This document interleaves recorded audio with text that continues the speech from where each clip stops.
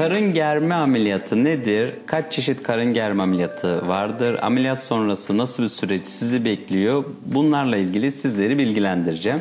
Sizden gelen soruları da cevaplamaya çalışacağım. Karın germe nedir? Kısaca bahseder misiniz? Doğum sonrası karın bölgesindeki derinin sarkması ve bu sarkıklıkların toparlanması ameliyatına denir. Karın germenin tipleri nelerdir? Karın germe ameliyatı cerrahi olarak hastanın ihtiyacına göre 5 çeşit ameliyat bulunmakta. Bir tanesi mini karın germe dediğimiz sezaryen izinden biraz daha uzun olacak şekilde göbek altındaki derinin, göbek deliğinin yerinin ve kesi yapılmaksızın sadece göbek altındaki derinin toparlanma işlemine denir. İkinci karın germe ameliyatı 180 derece dediğimiz kalça kemikleri arasında olacak şekilde izin biraz daha uzun olduğu karın germe ameliyatı. Üçüncü ameliyatımız extended tummy tuck dediğimiz 270 derece uzunluktaki bir izi olan karın germe ameliyatı. Dördüncü karın germe, karın ve sırtın birlikte gerilmesi 360 derece karın germe ameliyatı. Beşinci tekniğimizde fleur de lis dediğimiz göbek üstü bölgede özellikle fazla kilo veren hastalarda deride fazla sarkık olduğunda meme arasından pubis bölgesine kadar yani hassas bölgeye kadar vertikal yukarıdan aşağı doğru iz olacak şekilde yapılan ameliyatlar denir.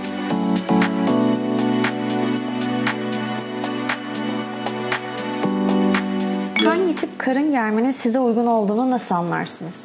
Kesinlikle muayenede anlarız. Hastanın ihtiyacına göre anlarız. Burada aslında cerrahın daha net karar vermesi gerekiyor ve hastayı o şekilde bilgilendirmesi gerekiyor. Mesela 180 derece karın germe ihtiyacı olan bir hastaya mini karın germe yaparsak kenarlarda köpek kulağı dediğimiz çıkıntılar kalabiliyor. Bunu hastayla öncesinde çok iyi konuşup ve doğru bir planlama yapmamız gerekiyor. Karın germe hangi durumlarda yapılamaz? Karın germe ameliyatı öncelikle cerrahi bir işlem olduğu için hastanın genel durumunun iyi olması gerekiyor. Her şeyden önce bu bir estetik ameliyat. O yüzden mutlaka hastanın genel durumunun anestezi alacak ve ameliyat olduktan sonra bu süreci yönetecek kadar güçlü ve kuvvetli olması gerekiyor.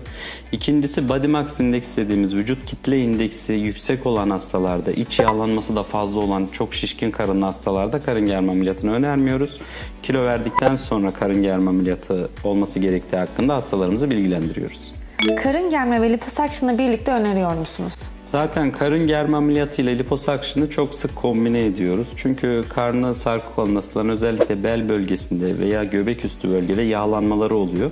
Bu yağları almanın işlemine de liposuction deniyor zaten. Karın germe ameliyatını ve liposuction'ı birlikte çok sık kombine ettiğimiz ameliyatlardan. Karın germe ömür boyu kalıcı bir işlem mi?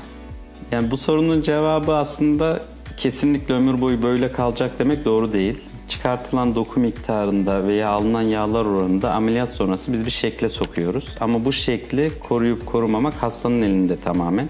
Eğer ki hasta fazla kilo almazsa, yediğine içtiğine dikkat ederse, sporunu, diyetini yaparsa o şekilde kalır. Tabii yaşlanmanın verdiği etkiyle ilerleyen zamanlarda deri elastikiyeti azaldığı için bir miktar sarkmalar olabilir tekrardan ama formunu kaybetmez. Ama şunu soruyorsanız ameliyat sonrası işte tekrardan eski halime hemen gelir miyim? Böyle bir şey mümkün değil. Cerrahi işlemlerde eskiden tekrar eski haline gelmesi mümkün değil. Hocam karın germe ameliyatı yapılan hastalar gebe kalabilir mi? Gebeliğe engel bir durum değil karın germe ameliyatı. Karın germeden sonra normal nasıl karın germe ameliyatı olmayan hastalar gebe kalabiliyorsa aynı şekilde gebeli kalabilirler. Karın germe ameliyatından sonra ne zaman dik durmaya başlayabiliriz? Özellikle ilk hafta V şeklinde öne eğilir pozisyonda kesinlikle yürümesini istiyoruz hastalarımızın. Çünkü adı üstünde germe ameliyatı ve dikişlerin zarar görmemesi gerekiyor. Estetik dikişler kullandığımız için narin dikişler bunlar. Bir hafta sonra artık doğrulmasında bir engel yoktur. Karın germe ameliyatından sonra masajın önemi nedir? Kesinlikle çok önemli. Özellikle liposuction yapmışsak oradaki derinin tekrardan kaslara yapışabilmesi için masaj kesinlikle önemli ve profesyonel bir masaj alması ameliyat sonrası süreçte iyileşmeyi çok hızlandırıyor. Dokunun daha güzel adapte olmasını sağlıyor. Sonucun çok daha güzel olmasını sağlıyor. Sizin ekibiniz tarafından da masaj yapılıyor mu hocam? Evet, yapılıyor. Karın germede korse kullanımının önemi nedir? Ameliyat bittikten sonra daha hasta uyanmadan biz ameliyat masasında zaten hastaya korsemizi mutlaka giydiriyoruz. Korsenin çünkü o anda özellikle deri altında kanama, sıvı birikmemesi için uyguluyoruz. Sonraki süreçlerde de korse kullanımına devam ediyoruz. Çünkü oradaki dokunun tekrardan altındaki kas dokusuna yapışabilmesi için korse kullanımı da aynı masaj kadar çok önemli. Karın germe ameliyatında diren kullanıyor musunuz? Kesinlikle kullanıyoruz. Çünkü karın germe ameliyatlarını liposakşınla kombine ediyoruz genelde. Ve o derinin tekrardan altındaki kas tabakasına yapışabilmesi için diren dediğimiz o tahliye borularını kullanıyoruz ki içeride negatif basınç oluştursun ve içerideki o kanamayı veya ameliyat anında kullandığımız sıvıları dışarı alsın diye. Çünkü bunlar orada kaldığı zaman enfeksiyona meyil olabilir, yarayı açabilir, birçok komplikasyona sebep olabilir. Mutlaka her karın germe ameliyatında ben diren kullanıyorum. Karın germe ameliyatından sonra dikişler alınıyor mu?